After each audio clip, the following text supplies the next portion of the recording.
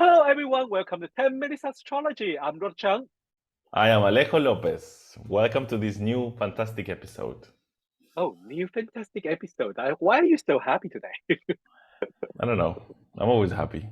You're always happy. I think because you are going to talk about the one of the subject you like most in astrology. Yeah, lunation phase. Yeah. Lunation phase. Yes. So, I mean, this is a very important. Most people don't talk about it, but I have to say, like Alejo, I like it. I adore it because, especially when you interpret the aspect, it is very, very helpful when you learn it. But well, so today we're going to talk about Alejo. We're going to be talking about the 8 lunation personality types. We're not going Mm-hmm. to talk about the characteristics of each type. We're just going to introduce how to calculate the lunation Yeah, types. yeah, And yeah, and what are the 8, but we're going to be talking about each one of them in the following episodes. yeah. So how about you give us a very broad idea about what is lunation type? Okay, so the sun and the moon, Dane Yes. Radiar says that the sun and the moon and the Mm-hmm. relationship between the sun and the moon is Mm-hmm. the archetypical pattern of relationship between any two planets. Mm-hmm. Basically, it's the one we can see more clearly. We look at the Mm-hmm. sky and usually we see the moon. And Mm-hmm. we see that it's a new moon, so we don't see the moon actually, we see nothing, Mm-hmm. we see a black sky. Yes. Or we see that it's a full moon when the moon is super round and see it. Or we see Mm-hmm. it's half a moon, or we see maybe it's just a little curved white line on the sky. But this Mm-hmm. calls our attention, right? So it's like it's a Yeah. very visible Mm-hmm. process. And this is Mm-hmm. the lunation. It's the process that goes from new moon to new moon. So it starts Mm-hmm. a new moon, the moon starts growing, it gets to first quarter moon, it keeps growing, it gets to full moon, and then it starts to descend. The amount of light starts to be reduced. Mm-hmm. It gets to last quarter, and then it disappears in the sky with the new moon again. So this is a process that happens. We know, and then Radia says this, he's like very specific about it. We know it's not the moon that's changing. We Yeah. know that it's the relationship between the sun and the moon as perceived from the earth. So it's Yeah. like it's connecting the three celestial bodies, the earth, Mm. the sun, and the moon. So Yeah. ourselves, our consciousness, our awareness, I would say, the moon, which is more an instinctive nature, and the sun, which is more a spiritual nature, a rational nature, perhaps a Mm-hmm. conscious Mm-hmm. nature. So we're bringing them together. Now, Okay. everyone was born. Sorry, should I Yeah. stop? That, yes. You know, I can start talking and not non-stop ever. Let me stop you for a while. I have a diagram to share, so which would be much easier because visualizing is sometimes very helpful. So, Okay. as Alejo talking about the sun-moon relationship, so that's what this about. So, when an astrologer, when people see, oh, it's new moon today, or it's full moon today, for astrologer in our mind, immediately form another picture is the relationship between sun, moon, and the earth. And then we just talk about a new moon, and for astrologer, that's the sun and moon conjunction. They are in the same sign, same degree. And then when you talk about the first quarter of waxing moon, the half one, that's moon, sun and moon square. And when we see the full moon, then astrologer in the chart, they will see the sun moon opposition. Sun moon opposition. That means the Earth is in between. The Earth is in between. And then we'll go through the waning period, and then the moon is in half, like Alejo say. Then this time is another the sun moon square. And then toward back to next conjunction is the beginning of the next cycle. Nice. So you were born, not you. Mm-hmm. Yes, you who are listening, and me and Rod and Yeah. everyone, we were all born in a specific day in which Yeah. there was a specific kind of moon, Mm-hmm. either new moon, waxing, first quarter, Yeah. waning, Mm-hmm. crescent, gibbous, whatever. Mm-hmm. So the what Dane Radier says is that because the luminaries, the sun and the Mm-hmm. moon, are so important, The kind of moon that we were born in represents something about our personality. So that's why we say there are 8 lunation personality types. The new moon lunation personality types, the crescent lunation personality type, the first quarter, the gibbous personality type, the full moon, the disseminating, the last quarter, the I call this one balsamic. Balsamic. Yeah, I put it here. Yeah. And then the new moon again. So if you were born, maybe there wasn't a new moon. So each period is 3 days and a half approximately. Yeah. So if you were born, maybe when you were born, the sun and the moon were not in a conjunction anymore. But if they had not reached the semi-square, which is the crescent moon, then you are considered a new moon. So new moon personality type goes from new moon to crescent. Crescent personality type goes from crescent to first quarter. So this means from semi-square to square. First quarter personality type goes to square, from square to gibbous, which is the sesquiquadrate. Gibbous personality type goes from gibbous to full moon, so from sesquiquadrate to opposition. Full moon goes from opposition to sesquiquadrate again, but when the moon is on the other side, then we're starting for the waxing period. Then we have this is the waning period, sorry. Then we have a disseminating moon, so it goes from the sesquiquadrate to the last square, which is the last quarter moon, goes from the last square to the waning crescent, to the balsamic moon, which is 90 degrees to 45 degrees, which is a semi-square, and then the last period is all the way from the 45 degrees until the new conjunction of the moon. New moon. So remember, conjunction is 0 degrees. Semi-square, which are crescent and balsamic moons, are 45 degrees. Quarters, our first and last quarter, are 90 degrees. And then gibbous and disseminating are sesquiquadrates, which is 135 degrees. And then we have full moon, which is 180 degrees. So yes, that's maybe I think we use a chart to calculate it, because it's like calculated from the chart will become a small challenge for our audience. So let me show the chart. Today I'm going to use the Pablo Picasso's chart, because it's much easier to calculate. We'll start with an example. It's good. Yeah, here we are here. So how you do it, Alejo? So I look at the sun. The sun is at 2 degrees of Scorpio. The moon is at 8 degrees of Sagittarius. So in this case, they are very close, so you could count if you want. From 2 degrees of Scorpio to 2 degrees of Sagittarius, you know that's 30 degrees, right? Because it's 2 from 2. So then how farther away is 8 degrees of Sagittarius from 2 Sagittarius? It's 6 degrees. So this moon is at 36 degrees. So we know it's a new moon. That's one way of doing it. Yes. Basically, I think, Alejo, please, let you finish. No, basically that's the thing. You need to look at where the moon is, where the sun is. Remember, if the sun is in a Scorpio, everything that goes from 2 degrees of Scorpio to 2 degrees Taurus, which is the opposite side, is going to be waxing.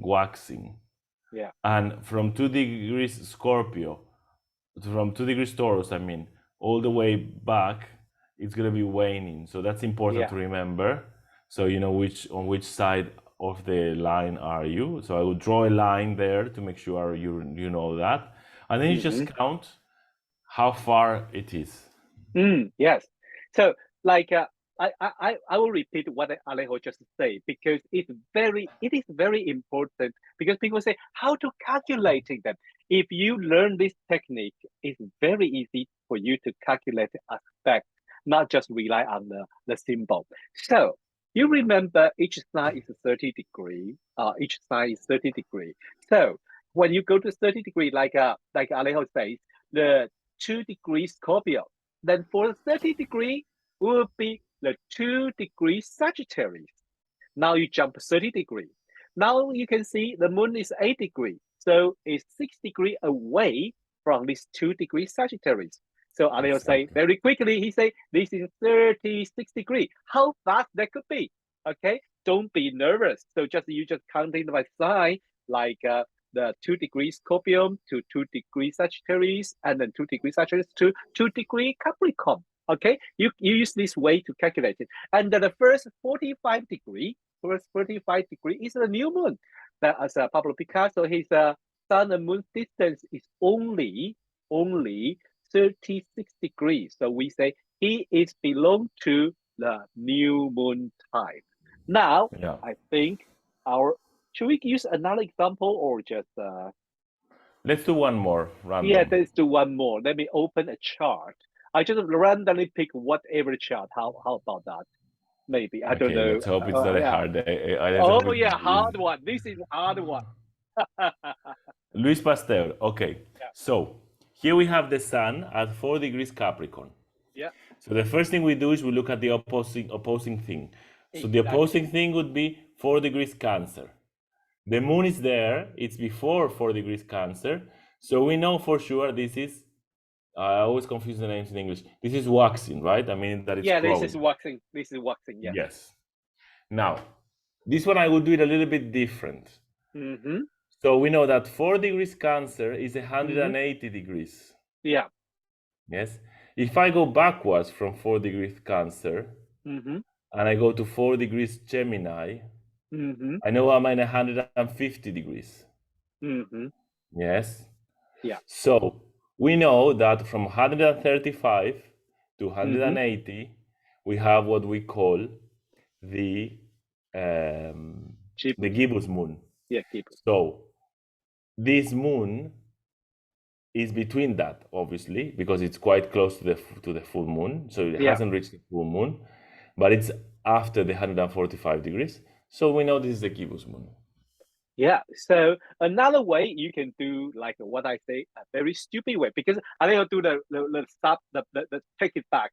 If you have like a very, very like you have to go one by one, then you have to say like this is his sun is a 4 degree of Capricorn, then so 4 degree Aquarius is 30 degree, the 4 degree Pisces is 60 degree, and the 4 degree of Aries would be the 90 degree. Now we have a square, and then continue another 30 degree would be the 4 degree of the Taurus.